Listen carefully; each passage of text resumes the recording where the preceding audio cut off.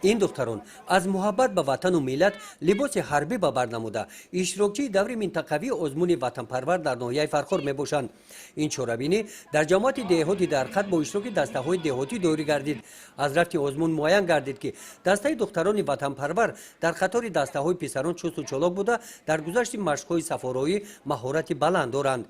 اشتراک در چنین آزمون ها با من امکان داد که از قانون قاعده های خدمت حربی با خبر شم و من باوری دارم که نه تنها خودم بلکه تمام دسته ما برای خدمت آماده‌اند.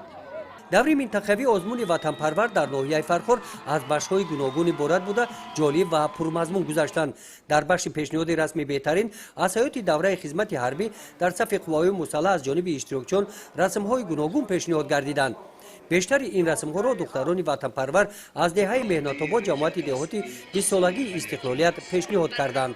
برای مشابه بود در قطار پسران که آنها برای خدمت حربی می‌روند ما در این آزمون اشتراک کردیم و برای ما دخترها شرف است که کمی هم باشد از قانون قاعده‌های خدمت حربی آگاه می‌شویم و همیشه آماده باش هستیم در حالت آماده باش هستیم. بخشیده با آزمون وطن پرور در مؤسسه‌های تحصیلات میانه عمومی به مانند مؤسسه تعلیمی رقم 12 میدانچه‌های ورزشی تعمیر و نوسازی کرده شدند.